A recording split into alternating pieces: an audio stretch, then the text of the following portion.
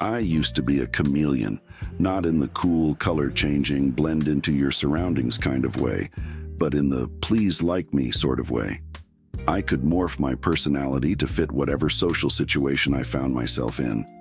With the sporty kids, I'd talk about the latest football game even though I could barely remember which team was which.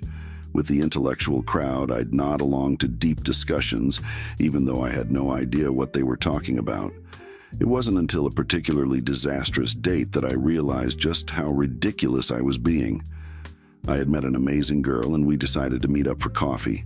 She was into a cool indie band, and I quickly transformed into a fan as I was so desperate to impress her.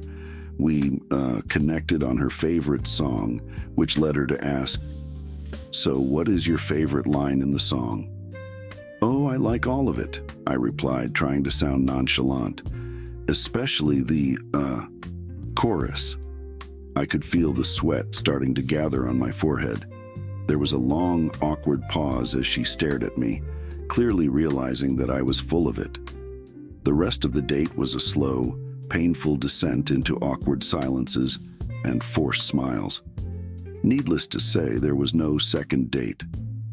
On my walk home, I started laughing at how absurd the whole thing was.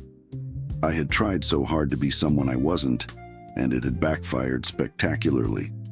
That was the moment I decided to stop pretending and start being myself, warts and all.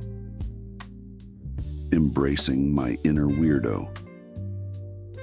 One of the most liberating things I've ever done is embrace my inner weirdo.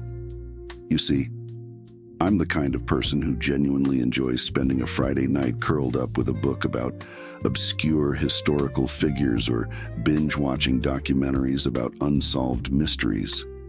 I have an inexplicable fondness for puns, and I'll drop one into conversation at any opportunity, no matter how much it makes people groan. For a long time, I tried to keep these quirks under wraps, convinced that they made me uncool or odd.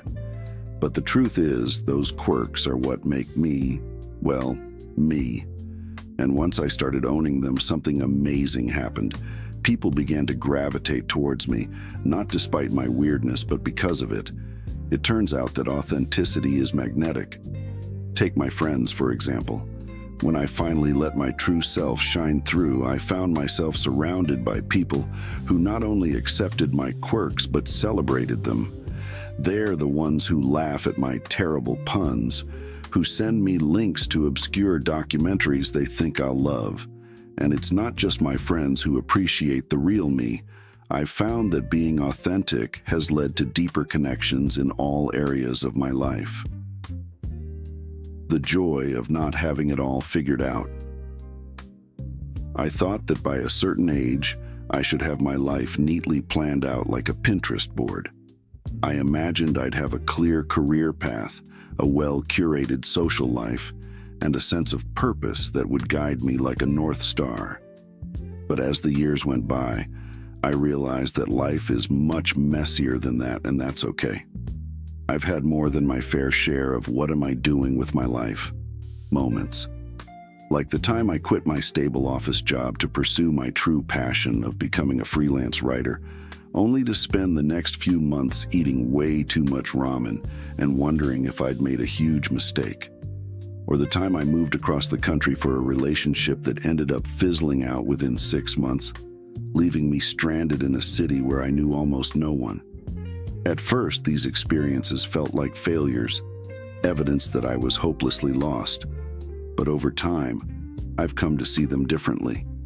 Each of those so-called failures taught me something important about myself. Quitting my job taught me that I value freedom and creativity more than security. Moving across the country taught me that I'm capable of starting over, even when things don't go as planned. And most importantly, I learned that it's okay not to have everything planned out. The ripple effect of authenticity. Here's the thing. When you start being yourself, it has a ripple effect. It's like throwing a pebble into a pond. The ripples spread out, touching everyone around you. When I started embracing who I really am, I noticed that the people in my life began to do the same. It was as if my authenticity gave them permission to be authentic too. So here's my advice. Embrace your inner weirdo. Laugh at your mistakes. Don't be afraid to admit that you don't have it all figured out. And most importantly, be unapologetically yourself. The world needs you. Not the version of you that you think people want, but the real you.